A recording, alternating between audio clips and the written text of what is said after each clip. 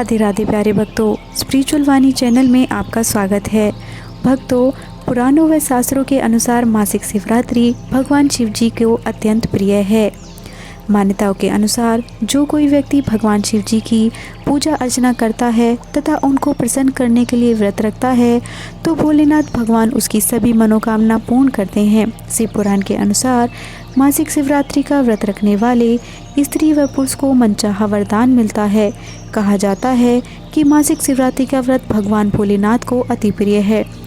पौराणिक मान्यताओं व शिव पुराण के अनुसार हर मासिक शिवरात्रि व्रत के दिन भगवान शिव शंकर जी की पूजा रात्रि के समय होती है।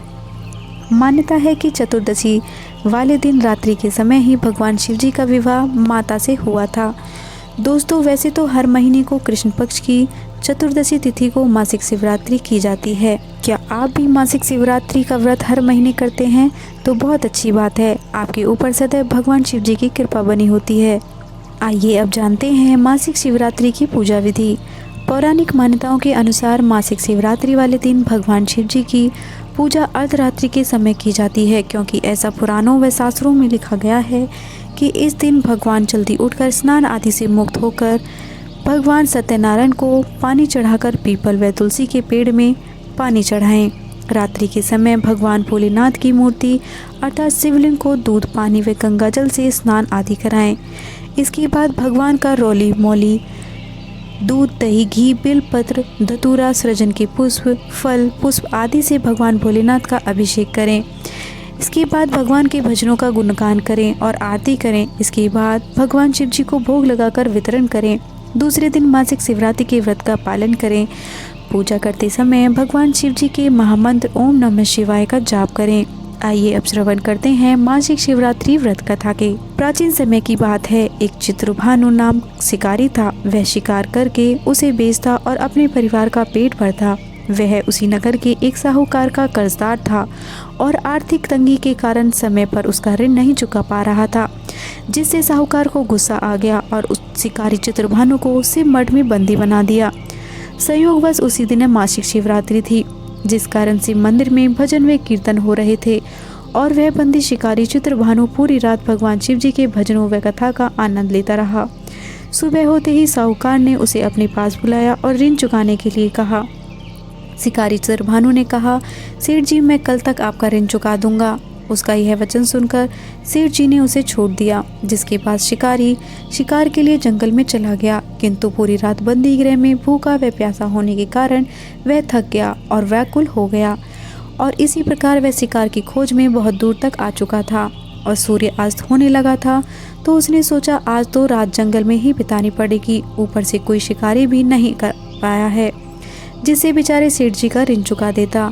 यह सोचकर वह एक तालाब के पास पहुंच गया और भरपेट पानी पिया, जिसके बाद बेल के पेड़ में चढ़ गया, जो कि उसी तालाब के किनारे था।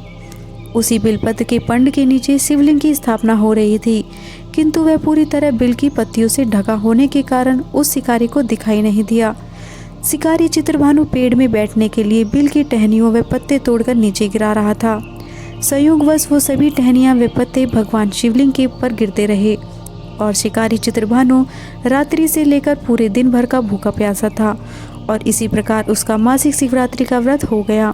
कुछ समय बाद उस तालाब पर पानी पीने के लिए एक गर्भवती हिरनी आई और पानी पीने लगी। हिरनी को देखकर शिकारी चित्रभानु ने अपने धनुष पर तीर चढ़ा लिया और छोड़ने लगा तो गर्भवती हिरनी बोली, तुम धनुष तीर मत चलाओ, क्योंकि इस समय मैं गर्भवती हूँ और तुम एक साथ दो जीवों की हत्या नहीं कर सकते। परंतु मैं जितनी ही जल्दी प्रसव करूँगी, जिसके बाद मैं तुम्हारे पास आ जाऊँगी, तब तुम मेरे शिकार कर लेना।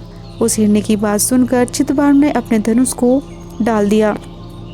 इतने में वह हिरनी झाड़ियों में लुप्त हो गई। ऐसे में जब शिकारी ने अपने धनुष की प्रत्यंजा चढ़ाई और ढीली करी तो उसी दौरान कुछ बेलपत्र के पत्ते झड़कर शिवलिंग के ऊपर गिर गए। ऐसे में शिकारी के हाथों से प्रथम प्रहर की पूजा भी हो गई। कुछ समय बाद दूसरी हिरनी झाड़ियों में से निकली। उसे देखकर शिकारी की खुशी का ठिकाना ही नहीं रहा। चित्रभानु ने उसे शिकारी का शिकार करने के लिए अपने धनुष उठाया और तीर छोड़ने लगा तो हिरनी बोली, हे शिकारी, आप मुझे मत मारो। मैं अभी ऋतु से निकली हूँ और अपने पति से बिछड़ गई हूँ। उसी को ढूंढती हुई मैं यहाँ तक आ पहुँची हूँ। मैं अपने पति से भेंट कर लूँ, उसके बाद तुम मेरा शिकार कर लेना। यह बात कहकर वह हिरनी वहाँ से चली गई। शिकारी चित्रभानु अपने 2 बार शिकार खोकर बैठा दुखी था और चिंता में पड़ गया कि प्रातः सेठ जी का ऋण कहाँ से चुकाएगा। जब शिकारी ने दूसरी हिरनी का शिकार करके अपने लिए धनुष व पिंड चढ़ाई तो कुछ बिलपत्र के पत्ते झड़कर शिवलिंग के ऊपर गिर गए। ऐसे में पूजा का दूसरा प्रहर भी संपन्न हो गया। ऐसे में अर्धरात्रि बीत गई और कुछ समय बाद एक हिरनी अपने बच्चों के साथ तालाब पर पानी पीने के लिए आई। चित्रभानु ने जरा सी देर नहीं की और धनुष पर प्रत्यंचा चढ़ाई और तीर को छोड़ने लगा।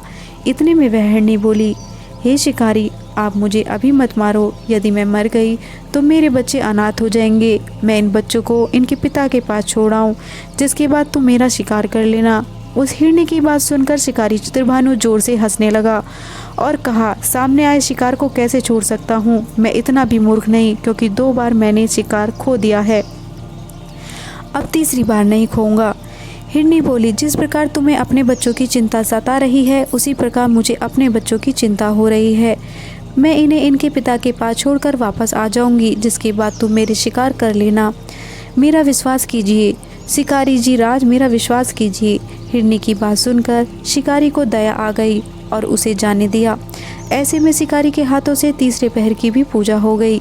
कुछ समय बाद एक मृग वहां पर आया। उसे देखकर चित्रभानु ने अपने तीर धनुष उठाया और उसका शिकार करने के लिए तीर छोड़ने लगा।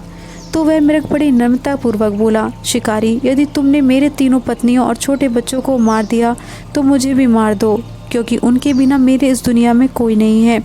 यदि तुमने उनको नहीं मारा है तो जाने दो, क्योंकि मैं इन हिरनियों का पति हूँ और वह मेरी ही तलाश कर रही हैं।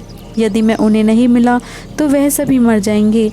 मैं उन सभी से मिलने के बाद तुम्हारे पास आ जाऊंगा, जिसके बाद तुम मेरा शिकार कर सकते हो। उस मृग की बात सुनकर शिकारी को पूरी रात का घटनाचक्र समझ आ गया और उसने पूरी बात उस मृग को बता दी। मेरी तीनों पत्नियां जिस प्रकार प्रण करके गई हैं, उसी प्रकार वो वापस आ जाएंगी, क्योंकि वो तीनों अपने वचन की पक्की हैं। और यदि मेरी मृत्यु हो गई तो वो अपने धर्म का पालन नहीं करेंगी।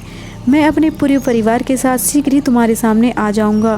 कृपा करके अभी मुझे जाने दो। शिकारी चित्रभानु ने उस मृग को भी जाने दिया और इस प्रकार अनजाने में उस शिकारी से भगवान शिव जी की पूजा संपन्न हो गई, जिसके बाद शिकारी का हृदय बदल गया और उसके मन में भक्ति की भावना उत्पन्न हो गई। कुछ समय बाद मृग अपने पूरे परिवार अर्थात तीनों हिरनी व बच्चों के साथ उस शिकारी के पास आ गया और कहा कि हम अपनी प्रतिज्ञा अनुसार यहाँ पर आ गए हैं।